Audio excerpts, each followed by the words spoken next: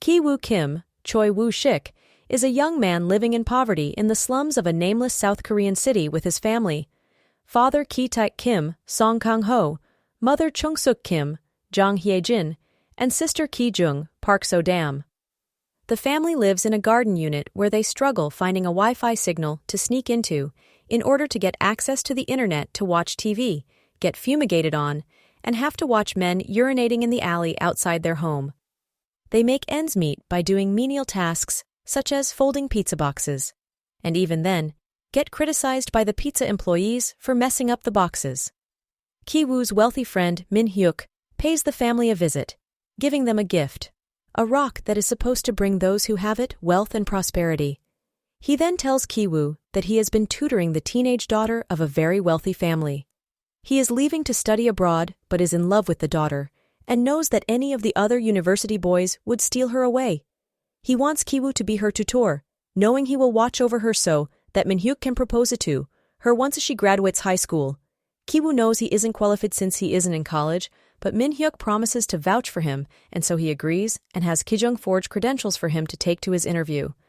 Ki-woo interviews at the very wealthy Park family where he meets Mr. Park, Lee Sun-kyun, his scatterbrained wife, Mrs. Park, Choi Yo-jung, and their children, teenage daughter Da-hae and young son Da-song.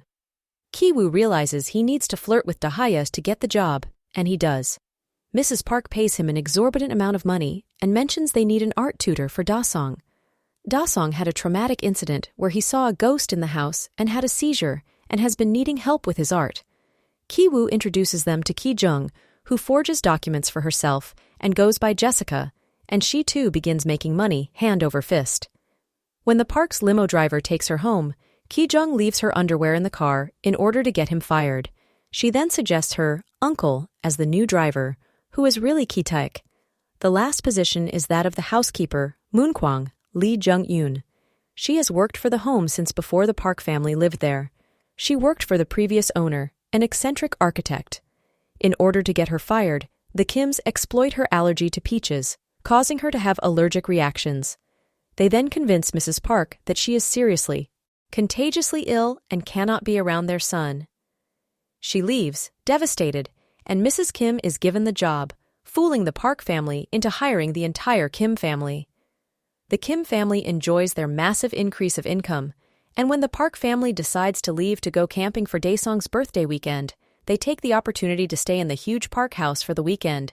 They spend the evening drinking and eating and making a mess of the place when the doorbell rings. It's Moon-kwang.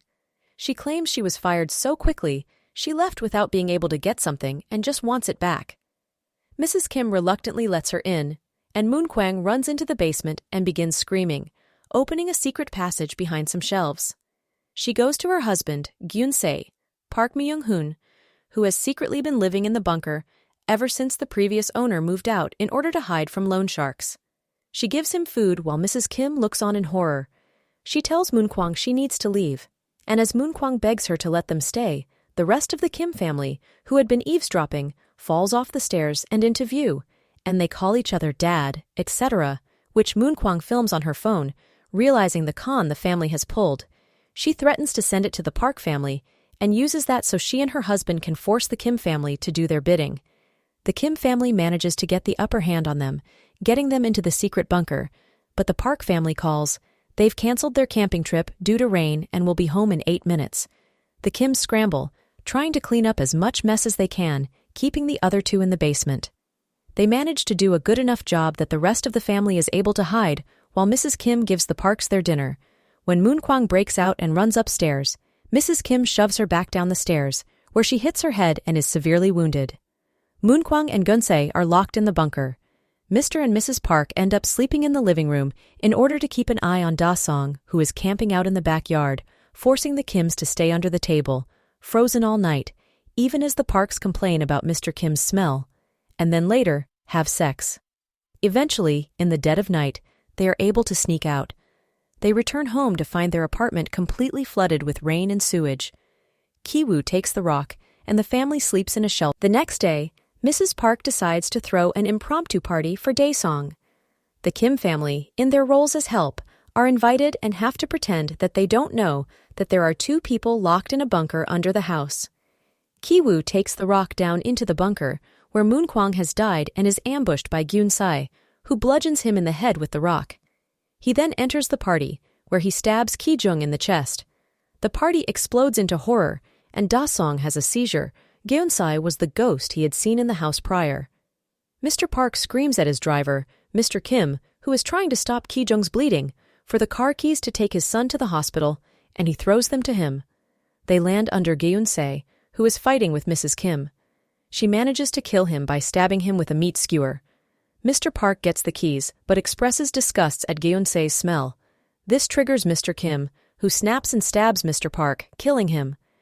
Mrs. Park faints as Mr. Kim flees.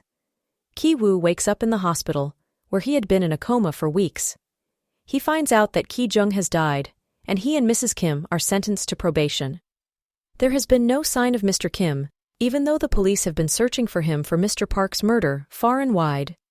Ki-woo leaves the rock in a river and observes the former Park house where he sees the lights flickering. Ki-woo translates the flickering from Morse code and learns Mr. Kim is controlling them from inside the bunker where he is now living, sneaking upstairs for food from the new owners. Ki-woo writes his father a letter back, resolving that someday he will become wealthy enough that he can buy the house, and their family can be reunited. For the night.